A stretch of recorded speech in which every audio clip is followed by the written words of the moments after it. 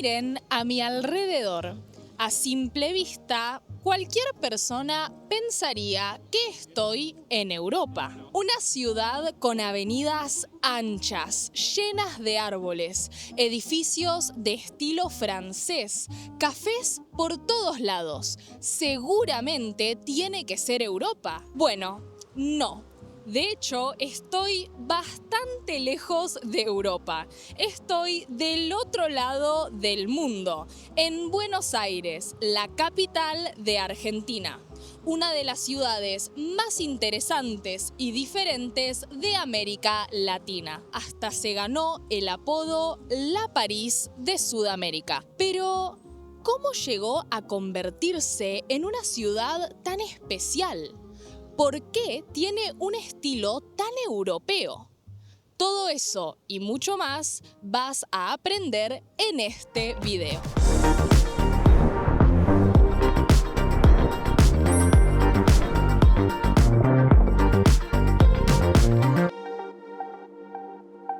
Cuando vemos cómo es Buenos Aires hoy en día, una de las ciudades más desarrolladas, más bonitas y más elegantes de América Latina, es difícil creer que Buenos Aires, años atrás, fue una simple y sencilla ciudad portuaria, con calles estrechas, casas bajas y muy básicas, y un río que inundaba la ciudad muy pero muy seguido.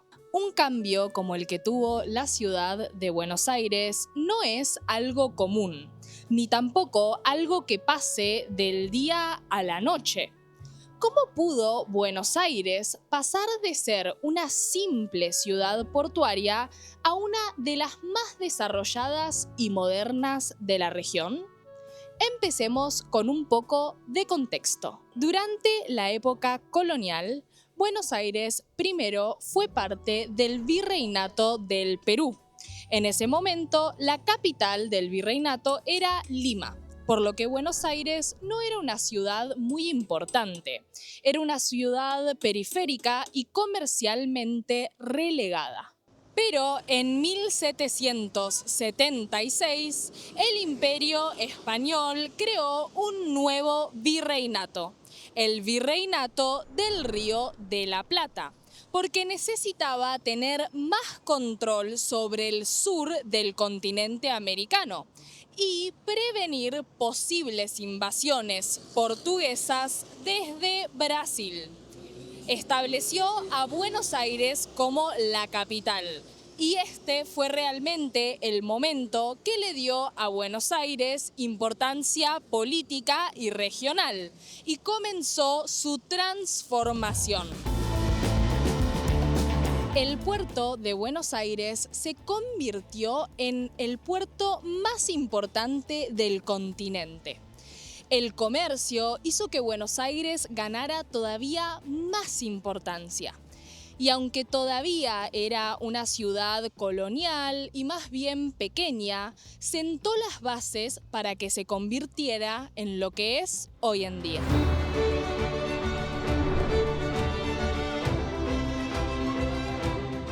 Sin embargo, depender del Imperio Español limitaba el potencial de la ciudad para crecer. Las restricciones económicas hacían que gran parte de las riquezas que se generaban en Buenos Aires y en la región terminaran yéndose hacia Europa. Esto, sumado a otras cuestiones sociales, generó un gran descontento entre los locales, comúnmente llamados criollos, que empezaron a pensar en la posibilidad de independizarse, de ganar más autonomía y más libertad. Así fue como surgieron las ideas revolucionarias, que cambiarían para siempre la historia tanto de la ciudad como del país. El 25 de mayo de 1810, en la plaza donde estoy parada ahora mismo, el pueblo se reunió para dar inicio a la famosa Revolución de Mayo. Y 6 años después, el 9 de julio de 1816, el país se convirtió en independiente. Se independizó del Imperio Español. Este país era un país nuevo, algo así como un país bebé. Todavía no estaba bien consolidado, bien formado, bien organizado. De hecho, ni siquiera tenía el nombre Argentina.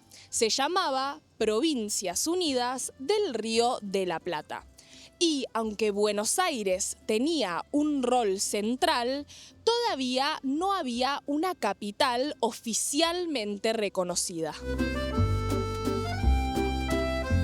Pero todavía no queda del todo claro cómo sucedió este cambio, cómo Buenos Aires creció tanto en tan poco tiempo. La clave fue la inmigración masiva. Hubo una ola de inmigrantes que vinieron desde Europa hasta Argentina.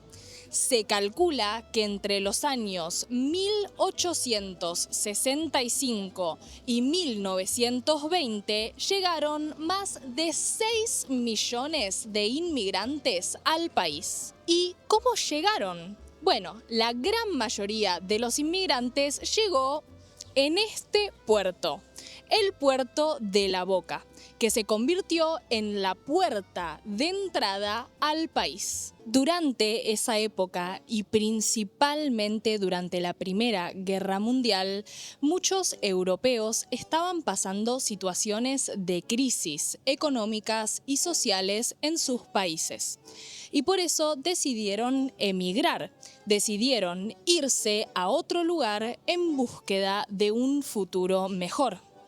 Algunos de los destinos más populares fueron Canadá y Estados Unidos, pero en Sudamérica el destino más común, por excelencia, fue Argentina. Y me pregunto, ¿por qué? ¿Por qué tantos millones de personas decidieron venir a Argentina en vez de irse a otro país? Hay que pensar que Argentina era un país nuevo, con muy poca población para su enorme territorio, con muchas oportunidades de ganadería y de agricultura, pero con poca mano de obra calificada. Por eso, Argentina ofrecía tierras, oportunidades y trabajo a los inmigrantes que quisieran venir a vivir acá. El objetivo era industrializarse, era modernizar la economía y el país. Además, querían aumentar la población en territorios clave, en territorios poco poblados, para defenderse de una posible invasión. Así fue como cientos de miles de italianos, españoles, alemanes y demás europeos llegaron a Argentina. Cuando llegaron, casi todos los inmigrantes se asentaron en el barrio de La Boca. Como pueden ver, es un barrio que todavía conserva un estilo muy tradicional. Casas de chapa y de madera pintadas de todos colores, calles estrechas y adoquinadas. Algo interesante es que aunque hoy en día lo vemos como un lugar muy único y muy encantador, en su época no era el lugar más cómodo para vivir. De hecho, a fines del siglo XIX hubo una gran epidemia de fiebre amarilla en Buenos Aires. Miles de personas murieron, principalmente en los barrios del sur, en La Boca y en San Telmo.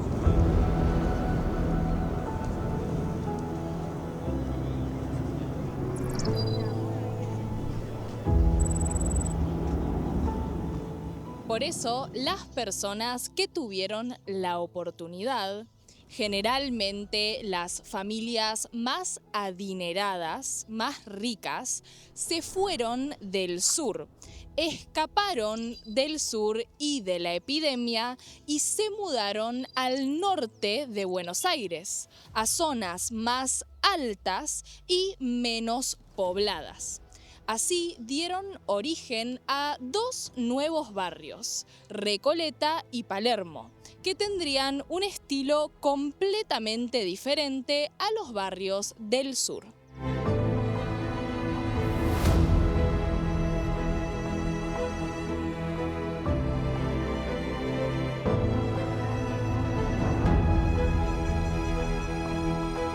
Estos barrios del norte son los que tienen un estilo más europeo.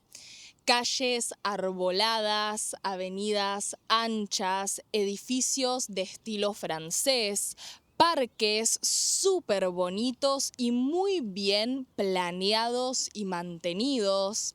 En Buenos Aires, cada barrio tiene un estilo diferente.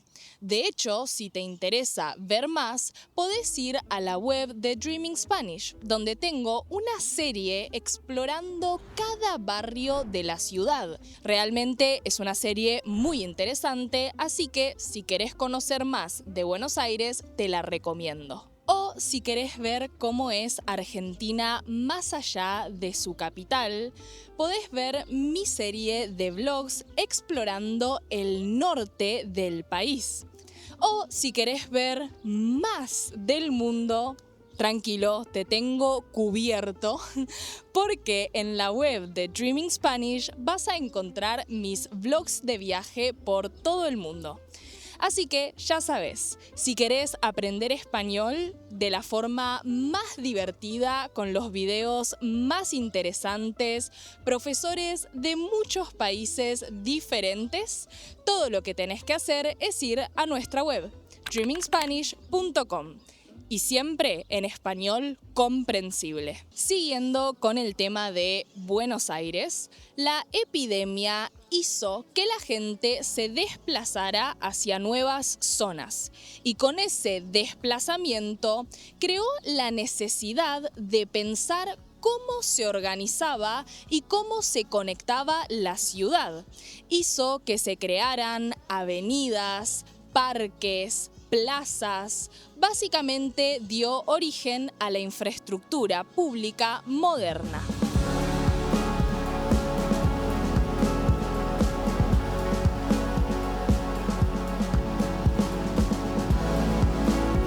La epidemia no solo cambió la organización de la ciudad, sino también la vida cultural.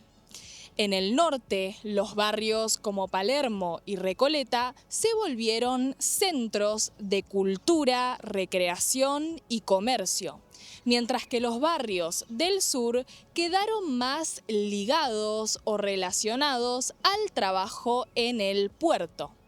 Sin quererlo, la tragedia de la fiebre amarilla hizo que la ciudad comenzara a reinventarse a sí misma.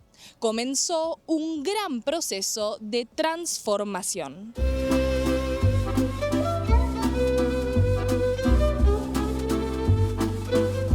Para 1900, Argentina ya estaba en una posición económica mucho mejor. La agricultura y la ganadería habían crecido.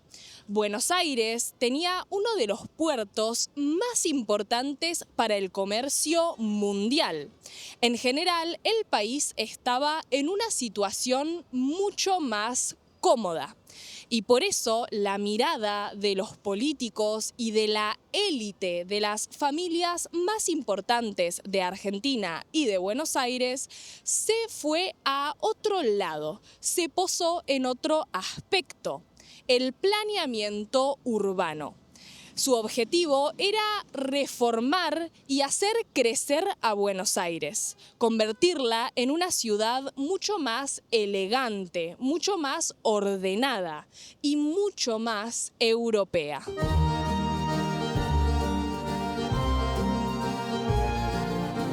La élite argentina quería demostrar que la ciudad de Buenos Aires podía estar a la altura, podía estar al nivel de las grandes ciudades europeas.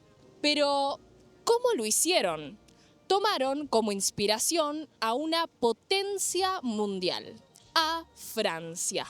Francia y su capital, París, eran los líderes, el ejemplo a seguir en arte, literatura, teatro, planeamiento urbano y mucho más.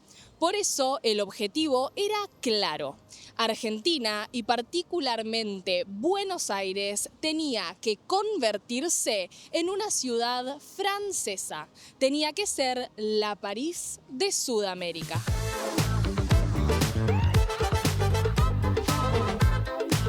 Así comenzó una intensa etapa de transformación urbana.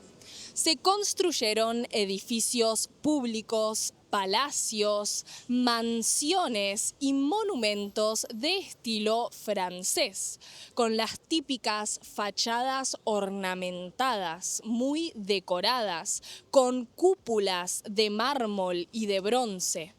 Incluso se trajeron arquitectos, decoradores, paisajistas y materiales directamente desde Europa, para que el estilo fuera fiel, fuera muy pero muy similar al original.